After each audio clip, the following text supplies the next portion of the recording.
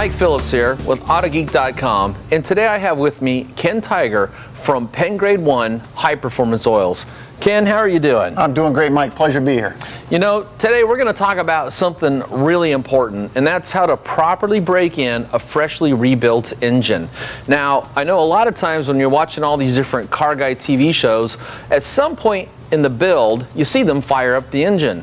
And that is the fun, exciting part, because you get to hear that engine fire up. But what you don't see is down the road a few days or a few weeks, depending on how much use they put that car into, they got to change the oil because they're using the first oil in that engine to break in the motor oil. And that's what you're going to talk about right now with this product right here. Can you go into depth about what this is all about? Gladly, Mike. And I'll tell you, the topic of engine break-in, boy, it's as complex as it gets. And there's an old saying, if you get 10 engine builders in a room, you get 10 different ways on how to do something. I guarantee it. And it is a science, okay? Not everybody does it the same.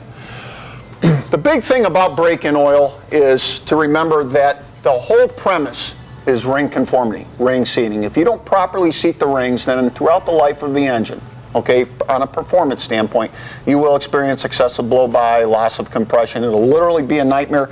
You would have to start the process all over again, rehome the cylinder walls, re-ring, etc. And let me just pause you right here. In case you're new to engines, you know, maybe you're new to this, what he's talking about is your pistons have a set of rings on them. When you're breaking in a brand new engine, those rings are going to seat, or they're going to break in or wear in to the brand new honed cylinders. And of course, it's the rings on the piston that create the compression, which takes advantage of the explosion taking place in the engine, which creates power, makes the tires go around. So that's kind of like the big picture idea of what's happening inside your motor. But all motors have a piston. They got a set of rings, and so what we're talking about is the break-in of brand new rings to brand new cylinder walls. That's correct. Okay. It's all about the conformity. I'm a little bit of a gearhead here, so I know just enough to be dangerous. Okay. Now, you're talking about the break-in oil, and break-in oils are much different animals than your typical passenger car motor oils of today.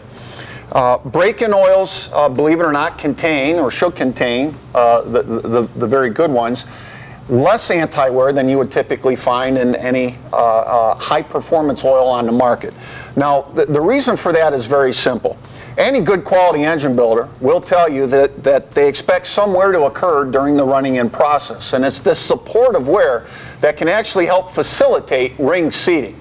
The other thing to consider is that all break-in oils should always be conventional mineral-based. There should never be any synthetic component in a break-in oil. Can I take a guess as to why?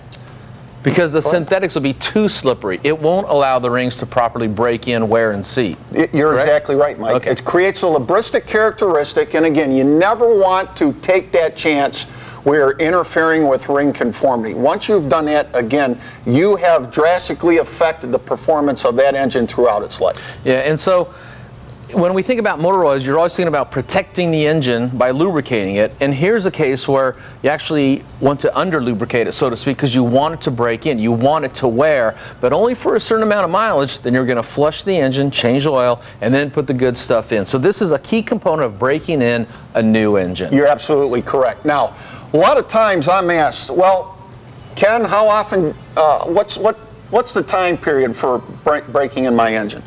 And what we typically recommend with the PennGrade 1 high performance break-in oil is typically 30 minutes on the dyno, or anywhere between 125 to 150 road driven miles. Now, there is enough chemistry, i.e. anti-wear, detergency, to keep everything nice and cool and clean and lubricated and protected throughout that duration. Now, you can run a break-in oil, and there are many individuals, Mike, that actually choose a longer break-in period. They're actually doing it out on the road. They like the idea of driving it several hundred miles. It just gives them that peace of mind to successfully seat the rings. And one of the things about when you're putting a car out on the road under normal driving conditions, you're getting accelerating, you're cruising at highway speeds, you're in slow traffic in town, so you're introducing the engine to everything that's going to be introduced in its normal course of being used as transportation, and that's helping those rings to break in correctly. Absolutely correct. Okay, so. Right. Now, just going back to the old school days, again, Mike, you and I talked before, and I mentioned the fact that I'm very old school in my mentality. You're talking about back in the old school days when they were literally trying to seat steel cast iron rings. And what they used to use then was a non-detergent 30 weight. And again, a non-detergent 30 weight is an uninhibited, unadditized base oil. That's essentially what it is. It's a real simple oil. Very simple oil. But without that chemistry, without the detergency specifically, you actually had more varnish buildup. And it was that varnish buildup that actually helped facilitate ring seating. And again, those steel cast iron rings. Today's more flexible chrome moly rings, not only is it a good idea to have anti-wear present, but also a detergency package. Now, here's a question. This is a muscle car from the 70s, and obviously someone's went in and rebuilt the original 340. Looks like they've added some aluminum heads. So, you know, this is something to go out and light them up on a Saturday night, have some fun with because of the type of car it is. So this would be a really good example of the type of engine that when it was brand new and rebuilt, that you would use a product like this to break this engine in. Of course. And then after 150 to 200 miles, you'd drain the oil and then put in the actual oil that your engine builder would recommend, you know, to service this engine. Absolutely. Now, what if someone buys a brand new car, drives it off the dealership lot? That thing theoretically has 0 or very few miles since it came off the assembly line, got put on a trailer, maybe moved around the showroom floor. But I mean, essentially, that's a brand new engine. Do you need to break in a brand new engine on a new car? Number one to remember is OEM recommendation. Okay. Okay. Now, read the owner's manual. Read the owner's manual. Okay. I couldn't have said it any better. And it really is, you know, anybody would have the common sense to not get out and hog on an engine, okay, after the first 250 to 500 miles.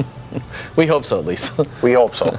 But the one big thing I really wanted to touch on with break-in oil, and I see this personally, you know, just through stories that many individuals contact me about.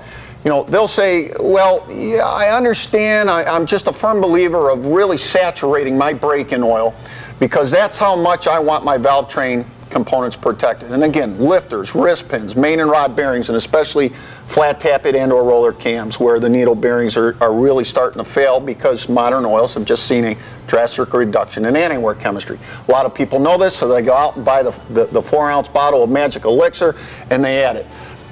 Indeed, the very reason an additive is used, and especially utilized in the break-in oil, is to change some aspect of the oil's performance, hopefully for the better. However, it is also quite possible to negatively affect the performance of the oil. Furthermore, once this mixture is made, not only have you disrupted that perfect formulation balance, but you've literally just changed the identity of the oil.